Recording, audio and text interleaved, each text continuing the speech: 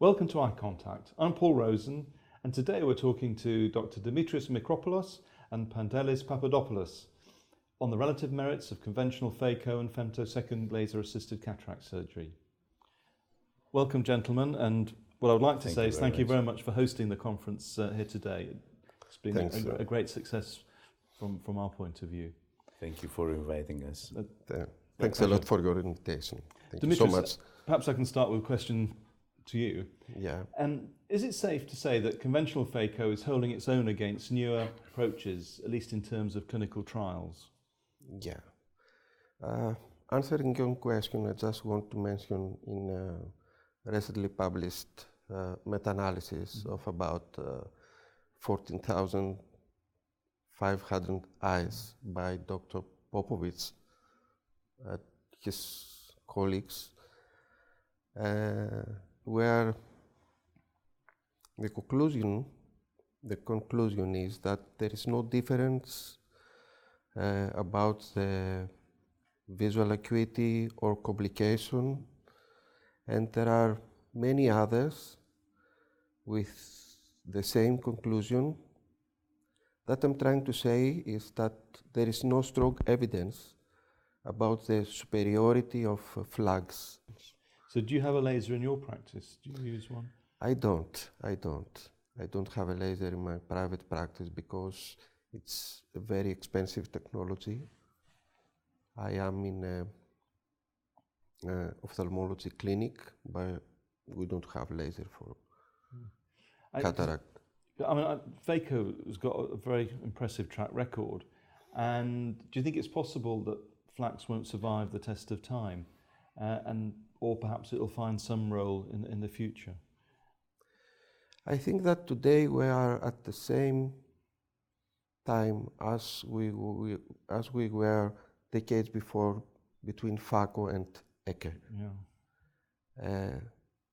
There were a lot of problems at the beginning with Phaco. They had a lot of complications, endothelial cell loss, corneal burns. It was a very expensive technology at the first steps. Yeah. It's the same now with the FLACS. No one can be sure now about the future of FLACS. This is the answer.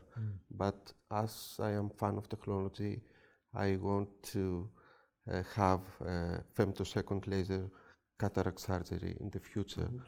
Yeah. I think we're just not sure of its place in our sort of surgical armamentarium. Some people say that it's a marketing tool rather than a surgical tool, and it's there to help to promote practice rather than being useful for visual outcomes, for example, improving visual outcomes.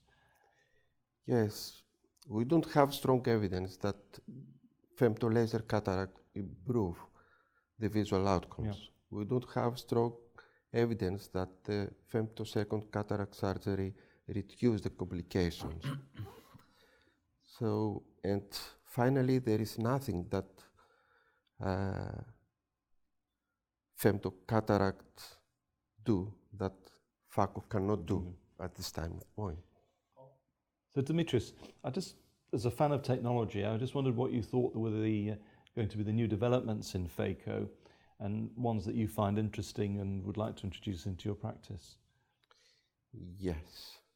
Well, about the new technology in phacoemulsification, I like very much the adaptive fluids. The anterior chamber is not collapsed, so the possibility to have a tear of the posterior capsule is less. And are you a peristaltic pump person or a Venturi pump person? I prefer the peristaltic pump. Yeah. Okay. Yeah. Perhaps we can move on, and Pandelis, perhaps I can start by asking you, what do you think is the current status of FLACS in your practice? In the last 4 years, most of my cases are performed with femtolaser. Okay. It's about 80 to 85%.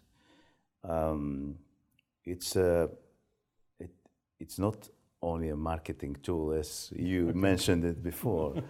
Okay, patients that have seen it on the internet or read about it come asking for it, and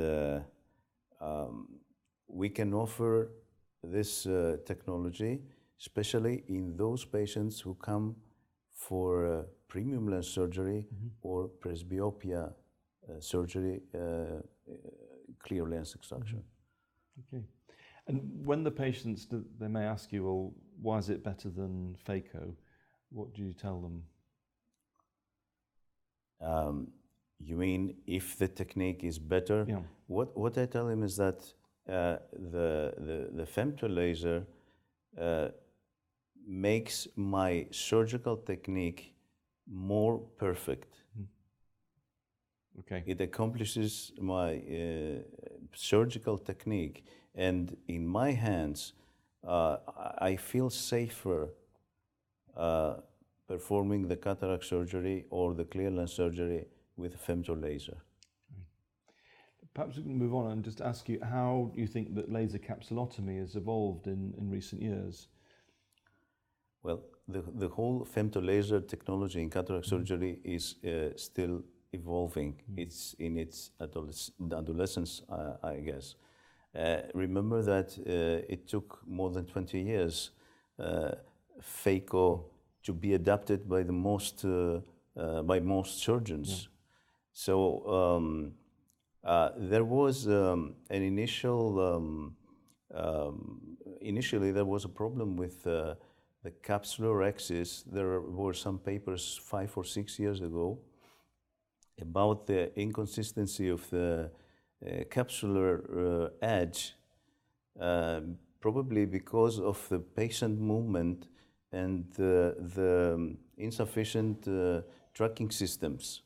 Today we have better docking systems, we have better OCTs and better tracking system, and now we have learned how to arrange the energy and the spot separation vertically and horizontally. So now I think all machines can perform better capsulotomies. And if you see recent papers, there are no differences between manual and femtocapsular axis. I think this issue is solved now. So the issue of tags isn't an issue anymore?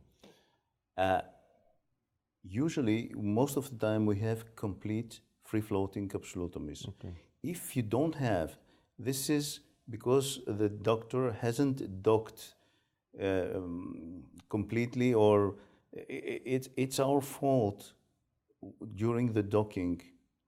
And even if you have an incomplete capsular axis, it's easy to complete it following the tracks of the laser and pulling circumferentially the capsule and trying to create an external notch.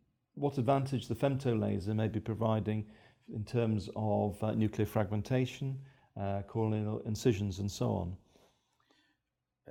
The femtolaser is not a very expensive capsular axis forceps. Okay. Many believe that it's only for this. The best second feature of the femtolaser is the lens fragmentation. It helps a lot the following steps of the procedure. You use less Phaco energy, and you always work in the central safer area. And my younger colleagues love it because it helps them to progress to the next stages of the operation, even from the first few cases. So I think, first of all, the capsular axis, which is complete round capsular axis, then the lens fragmentation is an advantage of the, especially nice with weakened zonules in narrow anterior chambers. And third, for low astigmatism, you can use astigmatic keratotomies to correct the low astigmatism, which in eyes which you wouldn't use a toric lens. Yeah. What sort of pattern do you use for the phaco fragmentation? What type of pattern do you have for? I use usually a central cylinder with 4 or 6 cuts. Okay. For softer nuclei, I use the spider net pattern. Okay. Cost appears to be a primary obstacle for the adoption of the procedure. I just wonder whether we have data to justify FLACS on purely economic grounds. You are absolutely right. Cost is the number one issue that prevents most surgeons to use this procedure. And as you can understand, most public health systems wouldn't like to pay more for a procedure that is done for less with a phaco machine. But on the long term, I think that all public hospitals and university hospitals will adopt the femtolaser because it will speed up their work. That was a paper about the financial issues. There was a modeling of the femtolaser if it was adopted by the NHS. Yeah. And they found out that actually it's very expensive at this moment. To make it profitable for the NHS, the companies had to reduce the cost of the patient interface by 70%, yep. Or they had to do double number of cases every surgical day. So if the companies are willing to reduce the cost, I think everybody would like to have a femto in his own practice. Yeah, I agree with you. I think certainly in the sort of UK setting, when we modelled it, you had to increase your throughput by something like 30% and reduce the costs very significantly. That's, as you say, is over to the manufacturers to support us. Do you think there are any sort of further technological refinements that are going to come in the near future with the femto? Well, there are now new contact lenses for the soft fit interface, for the patient interface from Alcon, for flat, steep, and regular corneas. There are new lenses specially designed for femtolaser, like the Femtis lens. And a very exciting new feature is the change of the IOL power with the femtolaser. That means that you can change the power of the lens or create a toric lens or create a multifocal lens on the lens which is inside the eye of the patient. So as you say, it's a technology which is in evolution, and we look forward to seeing what happens in the near future. I'd just like to thank you, Pandelis, and you, Dimitrios, for joining us, and thank you for hosting the conference here in Athens.